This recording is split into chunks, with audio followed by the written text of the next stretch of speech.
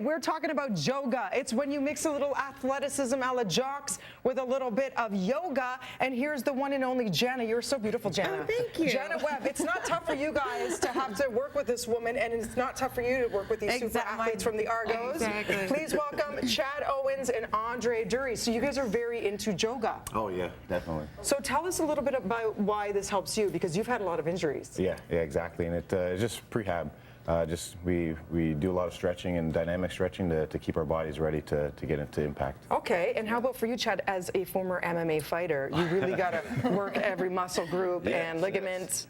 Yes. And for me, it's just about, as much as work as we put into our bodies, you got to spend time on the recovery side as well. And with JOGA, it's a lot of active recovery for me, and that's what I love about it: keeping mobile, keeping flexible, but being able to be active while flexible. I think Let's get started. All right. Okay, ready, Jana? Yeah, so we're going to do just a move that helps stabilize and mobilize the knee. So we come onto one leg, and are you doing this? Yeah, I'm so right.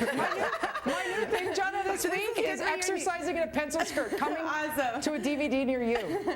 So we're going to bend the right knee, and then we do a quick inhale on the way up, and then exhale slow and controlled, and then inhale up. So you're activating all your major muscles and balance? At the same time, yeah. So athletes are always in movement, so we're always trying to create these movement patterns that they're doing on the field. By the way, this is not easy. Is it best to focus on one spot if people are at home doing this right now? Yes, focus on one spot, and then try to see everything in your peripheral as well, so see everything in your field of vision. I believe I can fly. And then we add some stuff into just to warm up the hip flexors. Again, everything that we're doing is always in movement, right? So how long is a JOGA session? With these guys, honestly, I'm lucky if I get like 20 minutes with them, sometimes 25 minutes, because everybody wants their hands on them. The coaches want them, obviously. So if I get 20 minutes, I'm lucky. Yeah. Okay, show us some more. All right, so another one we do is a lunge series, and then this is what they're talking about, the dynamic stretching. So the arms come up, and then we just lower down, and we come up onto the front of the foot. So what's this doing? So right here, well, that's doing not much. Absolutely nothing. She's like, you are doing absolutely nothing with your posture and position. No, you're doing good, but it's hard with the skirt. So what we're doing here with these guys is they're really pulling in their pubis bone, we call it, and what this does is it dynamically stretches the psoas and the hip flexor, which for these guys, they're always in this state of forward flexion. But isn't that the same, not just with athletes, but all of us in the way we sit? Exactly. So all of us, driving, sitting, holding on to babies, right? We all need to stretch this front line up. But the difference with these stretches is instead of a stretch where you sit there and hold, right, we're suggesting in movement, because we need to find this balance of strength and flexibility while they're playing their sport. Okay, and what about all the neck tension we all have every day? Jaw.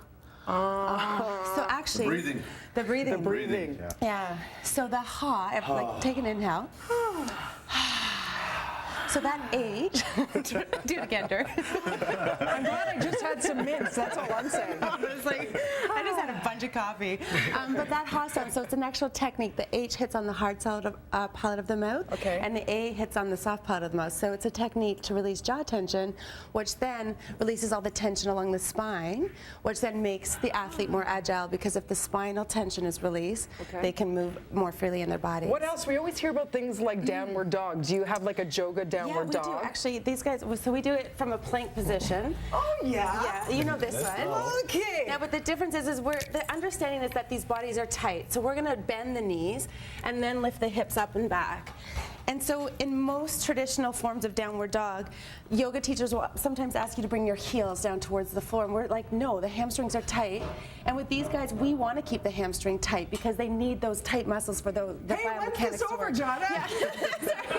I'm just going to keep talking. I hate to interrupt you. I mean, is the blood going to your head right now? No. Can you lift your butt up a little higher? Hey, thanks for lying, Andre. We thought it. You said it. You know what? I thought we were friends, Chad. I love it. So can you bend your knees a little more and lift your bum up a little higher? Yeah. Okay. And then if you spread your fingers. Oh yeah. Chad, exactly. Wow, I'm glad I applied deodorant today too. JogaWithJana.com. Follow her on Twitter at Joga with Jana, at Chad Owens 2, and at AD32. I don't think I can. We'll be back with more BT, and that's no joke. No joke. I'm out. This is hard work.